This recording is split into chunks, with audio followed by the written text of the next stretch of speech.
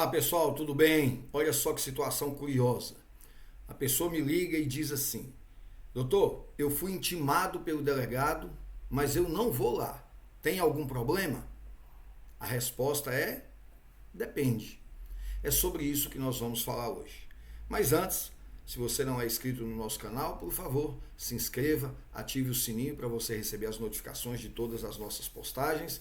E se você gostou do conteúdo, você indique esse conteúdo para os seus colegas, estudantes, para os seus colegas, advogados. E isso ajuda muito a crescer o nosso canal. Então vamos lá a essa discussão. Ela é sempre muito presente, sobretudo nas nossas aulas do Missão Criminalista, quando estamos ministrando o curso para advogados em início de carreira. O que fazer diante dessa intimação vinda da delegacia? Deve ir, não deve ir, e se não for, o que pode acontecer? São vários pontos que precisam ser abordados e eu vou fazer essa abordagem de forma bem tranquila, um ponto de cada vez. O primeiro deles, você precisa saber que tipo de intimação é essa. Porque essa intimação precisa ser formal, por escrito, em um documento que te permita aferir a autenticidade dele. Um documento original, assinado pelo delegado, onde você consiga ver o número do procedimento, o nome, o endereço, por que você está sendo intimado, se você figura como testemunha ou como investigado. Pode ser que você receba essa intimação por e-mail. Normalmente, a Polícia Federal vai te mandar por e-mail, mas também tem como você verificar se essa intimação ela é uma intimação original, lícita, é uma intimação correta, que veio mesmo da autoridade policial.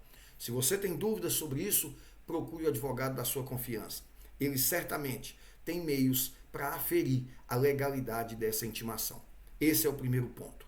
Isso eu falo porque tem sido muito comum fraudes ou até mesmo intimações recebidas pelo WhatsApp, enquanto há uma controvérsia muito grande hoje na jurisprudência se a intimação pelo WhatsApp é válida ou não. Em alguns casos, a justiça já tem admitido como válida, em outros não. Então, o melhor é você procurar o seu advogado para que ele te oriente se essa intimação é uma intimação verdadeira ou você está caindo em um golpe. Outro ponto fundamental. Você está sendo intimado para comparecer à delegacia como investigado ou como testemunha? Porque o procedimento a ser adotado muda a depender do contexto. Por exemplo, se você está sendo intimado a comparecer como testemunha, eu sempre vou te aconselhar que você vá, que você compareça. Porque se você não comparecer, você pode responder por crime de desobediência, artigo 330 do Código Penal, o que não é interessante para você. Outro ponto importante é, se você não comparecer, poderá ser feita a sua condução coercitiva. E aí eu abro uma divergência em relação à parte dos doutrinadores do direito brasileiro que entendem que o próprio delegado pode fazer essa condução. Eu entendo que não. Essa condução coercitiva só pode ser feita mediante ordem judicial. O procedimento correto será o delegado informar ao juiz que está fazendo uma investigação, precisa ouvir você como testemunha, intimou você e você não obedeceu à intimação. E aí o juiz pode, e com certeza irá, determinar a sua condução coercitiva. Perceba, a sua condução coercitiva é possível porque você é testemunha. Você vai ver que no papel de investigado isso não acontece, tá? Então você é testemunha e pode sim ser conduzido coercitivamente. A viatura vai comparecer na sua casa e vai te levar, você querendo ou não. Estando na delegacia, você é obrigado a falar a verdade do que sabe. Não pode inventar, não pode mentir e não pode omitir. Porque aí você já responde por outro crime, crime de falso testemunho. Portanto, tome muito cuidado com isso. Se você está sendo intimado como testemunha, tem dúvidas sobre o procedimento, procure o advogado da sua confiança e esclareça. No entanto, se você estiver sendo intimado como investigado, aí o procedimento muda bastante. Por quê? Primeiro ponto, você sempre deve procurar um advogado especializado nessa área. Se você está sendo intimado como investigado, procure um advogado especializado, para que o advogado possa se deslocar até a delegacia e ter acesso ao inquérito para poder tomar conhecimento do que se trata e te dar as orientações cabíveis. Não tem como o advogado te orientar sem ter conhecimento do que está lá. Então, o advogado vai comparecer aos autos, vai ter conhecimento do que se trata, vai voltar e vai te orientar. Agora, veja bem, o advogado só vai ter acesso aos documentos que já foram documentados nos autos. As provas, os elementos de informação que já foram documentados nos autos de inquérito.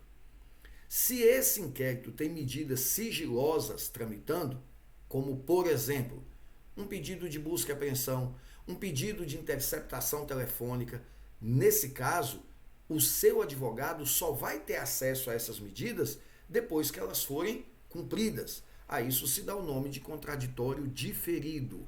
Mesmo porque é muito provável que, se o advogado tivesse acesso antes das medidas serem cumpridas, certamente elas seriam frustradas. Afinal, a justiça não pode impedir que o advogado fale para o seu cliente o que ele sabe dos autos. Então eu ia virar para o meu cliente e falar assim, tem uma busca e apreensão na sua casa amanhã. Qual a chance de a polícia encontrar algo ilícito? Nenhuma. Então perceba que o advogado, nesse caso, frustrou a efetividade da medida pleiteada pelo delegado. Portanto, é direito do delegado omitir do advogado o acesso às informações que ainda não foram documentadas, as informações que tramitem de forma sigilosa. Outro ponto extremamente importante, agora a dica é para você, advogado. Se você vai acompanhar o seu cliente, vai ter acesso ao inquérito antes, verifique se as páginas desse inquérito estão numeradas. Se não estiverem numeradas, peça com educação e gentileza ao escrivão que as numere, para que você possa digitalizar, obter cópia delas numeradas. E não corra o risco de depois aparecer ali um documento naquele e-mail e o delegado falou que você teve acesso. E você não vai ter como provar que não teve, porque você tirou cópia de um monte de documentos sem páginas numeradas, se incluir algum no meio ali, quem é que vai provar que foi você que esqueceu de copiar ou que foi alguém de má fé que foi lá e colocou esse documento?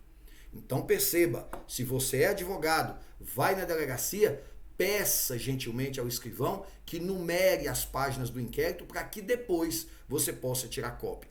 Perceba, o delegado pode exigir de você procuração nos autos para ter acesso a essas informações se o inquérito tramitar de forma sigilosa. Se o inquérito não tramita de forma sigilosa, não é obrigatório o uso de procuração. Isso está no artigo 7º da Lei 8.906 de 94. O delegado não pode exigir de você procuração se os autos não estão tramitando de forma sigilosa. É seu direito, enquanto advogado, acessar os autos. Se a intimação chegou hoje para ser ouvido amanhã, cabe ao seu advogado procurar o escrivão ou o delegado e renegociar o adiamento dessa oitiva, para que dê tempo ao advogado analisar os autos, olhar, analisar tudo que tem ali, para desenhar juntamente com o seu cliente as melhores estratégias. Dito isso, a questão é saber, se eu sou investigado, eu devo ou não comparecer? Primeiro, você pode não comparecer. Na minha opinião, você deve comparecer. Isso demonstra que você está contribuindo com a justiça, com a investigação, e isso pode ser usado de forma benéfica para você através de uma argumentação que o advogado vai usar, por exemplo, num pedido de liberdade, se a sua prisão for decretada um pouco mais à frente. Mas é lógico, se é conveniente ou não se apresentar, comparecer, deve ser analisado caso a caso e quem tem habilitação para analisar isso é o seu advogado.